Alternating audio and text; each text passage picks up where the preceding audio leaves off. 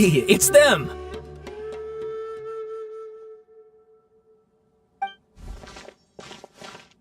Akaba! Sawada! You're still here? Indeed we are! If you have a moment, we'd love for you to join us once more. We have time. What do you want to talk to us about? It's the same topic we discussed last time. Obviously. Still looking for more info about Tatara Suna, huh? Should we join them? Unfortunately, we haven't made any real progress. Huh? Oh, of course.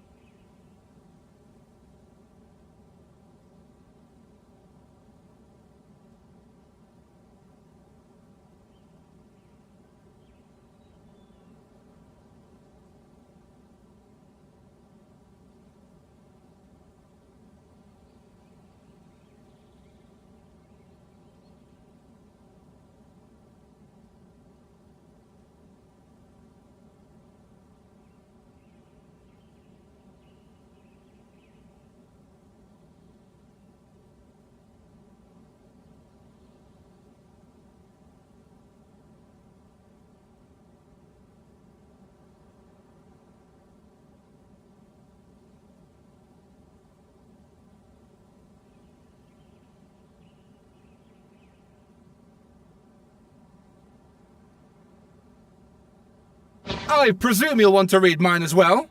Here.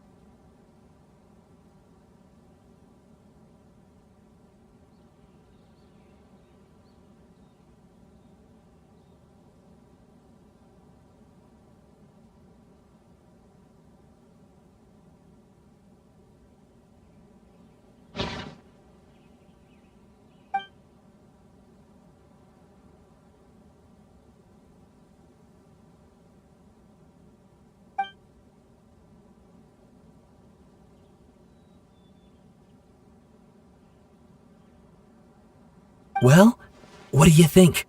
Hey, Traveler, remember how last time Akaba was saying how he wished he could gather more information about all this? What did you find out? Something big? It's a long story. Basically, we have some friends in Inazuma, and... Wow, so many new details.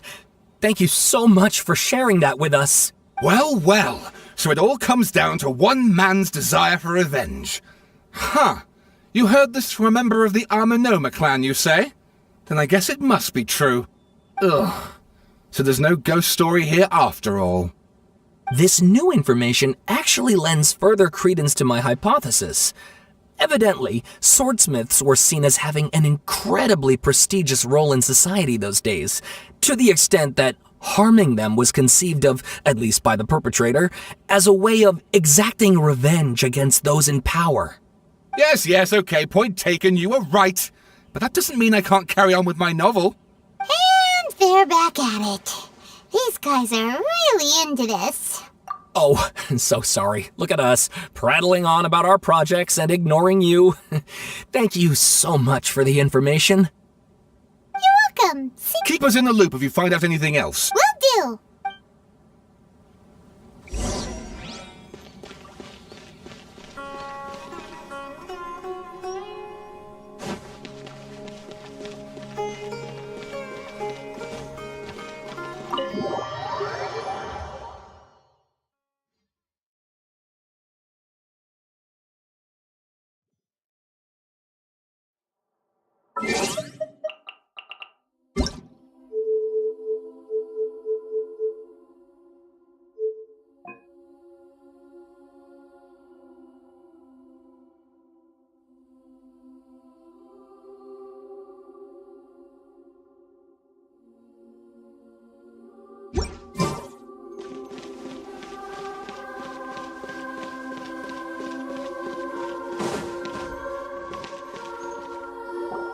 Nahida, we're here! Traveler, Paimon, how have you been? Ugh, where to start? Paimon hasn't had a moment's rest this whole time. That night, we ended up chatting and chatting until suddenly the sun was up. And then he decided he wanted to go to Inazuma. The Balladeer? This sounds like some kind of code name.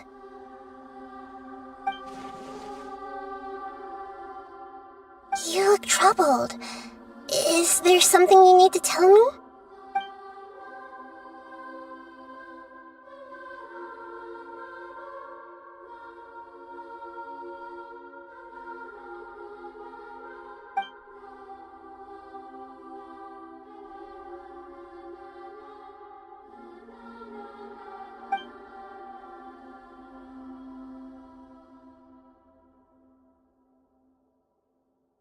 Traveler? Hey, what's wrong? You look so upset.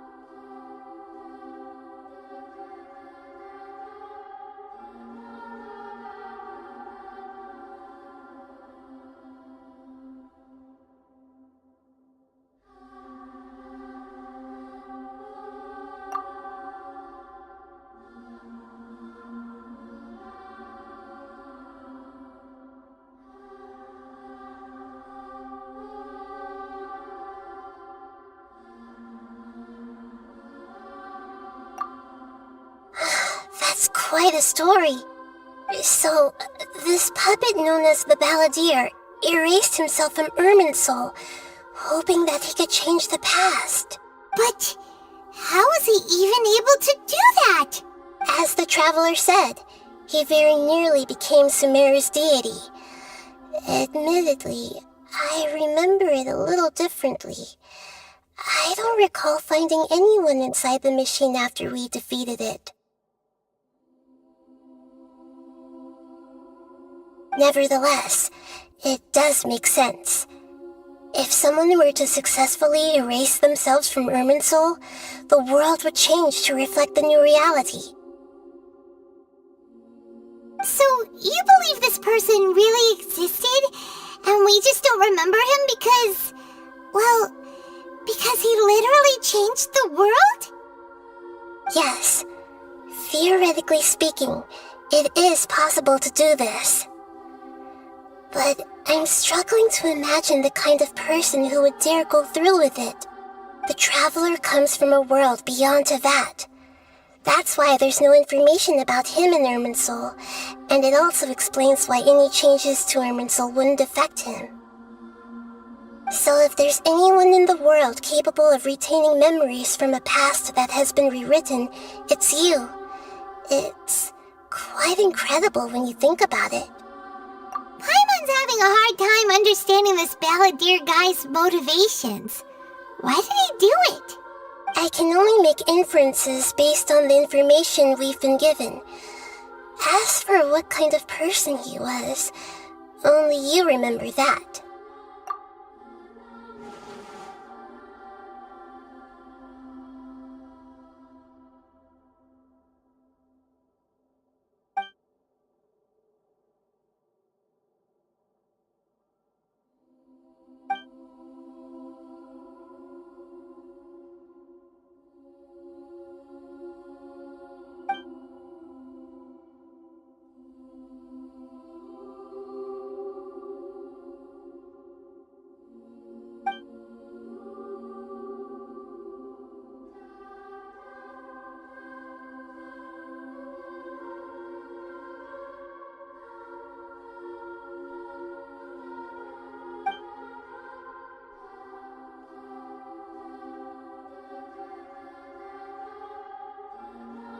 Something else worrying you?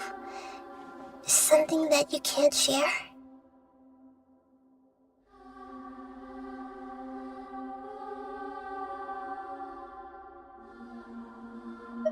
It couldn't change the fate of the ones who had died, right?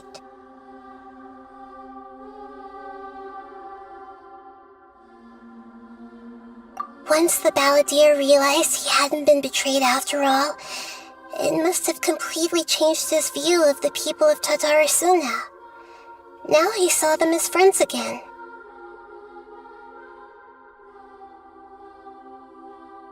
He couldn't keep hating humans after that, and if he thought there was a chance he could save his old friends, it would be hard not to try.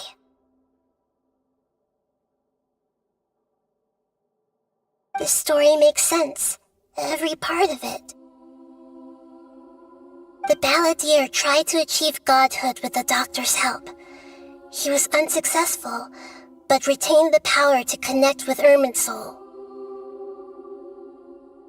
That power then enabled him to change what was recorded in Irminsul and erase himself, even though he didn't have much strength left. Yeah, it does make sense, but it still ended in tragedy for his friends. It just feels so hopeless. He gave everything to do this, but it seems like he got nothing in return.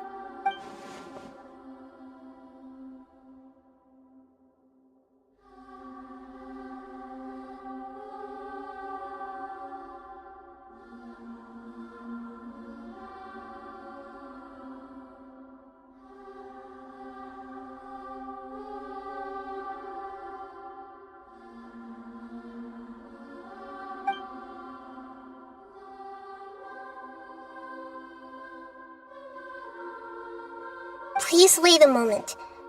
I want to check something. Found it. This should be the one. It turns out that I have a strange way of confirming everything he has told us. What is it? A record from a personal collection. It was tucked away in a corner. You should take a look.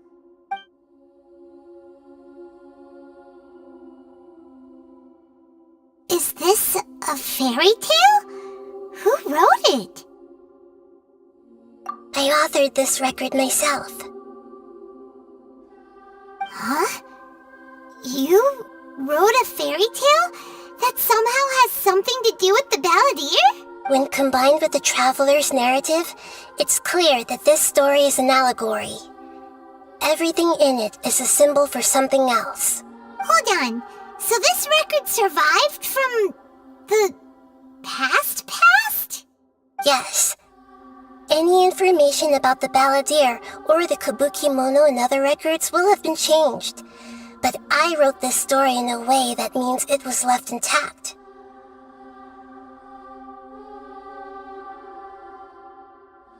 Changing the information in Irminsul changes to that.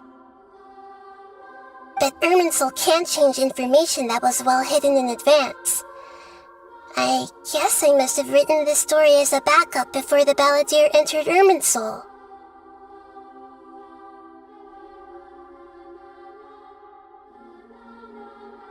That's incredible!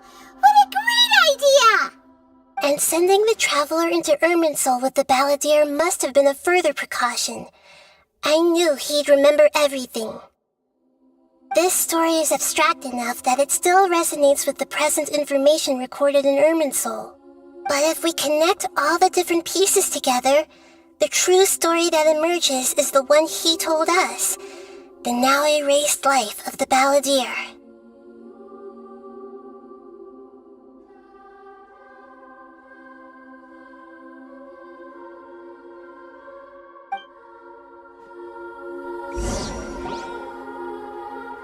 There was once a lone monster draped in fox fur. The monster found a family of foxes, joined them, and they became friends. The monster lived with the family day and night, and everyone treated it as one of their own. Once in a while, the monster would take off its fox fur at night and lament to itself as it gazed at its reflection in the water. I am a monstrosity, yet they are too foolish to see it. I pity them. But the monster soon found solace when another came to live among the foxes who was not their kin. A kitten, carved from the wood of a white tree who had been abandoned by the humans. The kitten too wished to become a fox, but its tail was too slender and it could not grow a coat of richly colored fur. Yet when the other foxes saw this, they spoke words of comfort to the kitten. Even without a tail and fur like ours, you are still one of us. Furious at this happy resolution, the monster lit a fire on the mountain. The terrified animals panicked as the fire spread. The only way to extinguish the flames was to make a sacrifice. A gray fox stood up and addressed the monster. It said, "You are the cleverest among us. Surely you can help us find a way to solve this." The monster smiled, led the fox toward the fire, and murdered it. The gray fox's heart was turned into a beautiful drop of water, clear, spotless, and pure.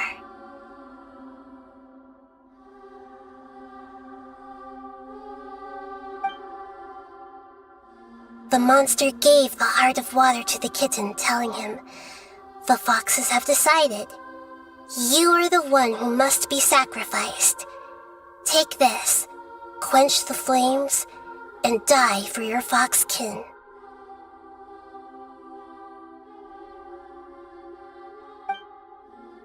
The fire was extinguished, but the kitten lived.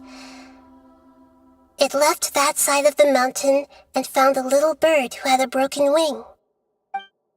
The two promised they would spend their whole lives together, but the little bird did not have long left to live. It passed away soon after. After burying the bird, the kitten left the mountain for good. Never again would it cherish a single creature nor a single blade of grass that stood on that mountain. The kitten spent the nights wandering aimlessly, gnashing its teeth at the moon. How it wished to swallow the moon and devour the moonlight.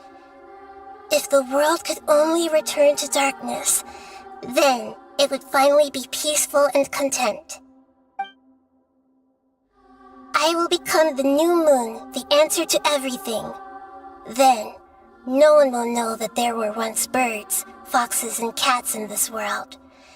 And no one can know that they were different.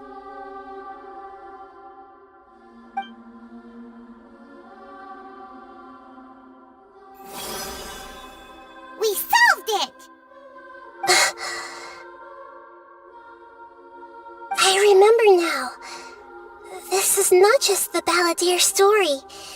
It is his very own memories. I made a backup so that it would be preserved no matter what happened. To become a god, he was experimented on and modified countless times. It was brutal torture, and the only reason he was able to survive is that he was a puppet. This memory was extracted from him by the scholars. Presumably, they kept it to have something to defend themselves with. Creating a deity was just the first step. Some of them wanted to be able to control it. That's why they backed up his memory for later use. I buried it deep inside one of my own dreams, and then hid it inside an allegorical story so that it wouldn't be altered. It's hard to believe that this person really existed, let alone that he tried to get rid of us on more than one occasion. Paimon has no memory of him at all. He completely vanished like a puff of smoke. The Balladeer agreed to help me look for information about the Descenders, and although he was unsuccessful, he still helped you. Before he vanished, he confirmed an important detail. That Conria was where your twin first came into this world. We still don't know how the change to Irminsul will affect the senior ranks of the Fatui, but in all likelihood, they won't even remember their own Harbinger.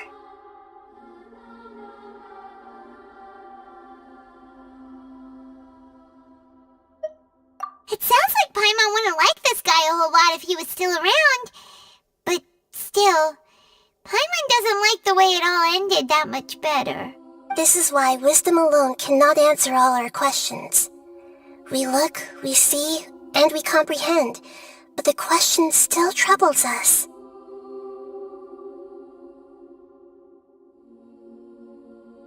So the answer is not everything. People yearn to find the truth and then conquer the troubles they face. When you give someone the truth, you give them a chance to choose their own destiny. To others looking on, this may seem like a pointless endeavor, but for him, the chance to act on his desire to disappear must have meant a lot. Never forget that even when we walk beneath dark clouds along a road filled with suffering, the light of wisdom is always there, guiding us toward a better destination. And that is what you have been doing all along. Yeah, Nahita's right. Cheer up! How about we go get something to eat? We can pick up this heavy conversation again later. Good idea. Paimon, why don't you take him out for a walk to clear his head? You got it! Come on, Traveler! You need to get out of your head for a while. You'll feel much better after taking a walk. Let's go get a snack from one of the stalls in the Grand Bazaar! That'll be sure to lift our spirits! It must be really tough being the only one who remembers all that, but Paimon's always here to help cheer you up. There's a few things I'd like to look into. You should go take a walk and try to unwind.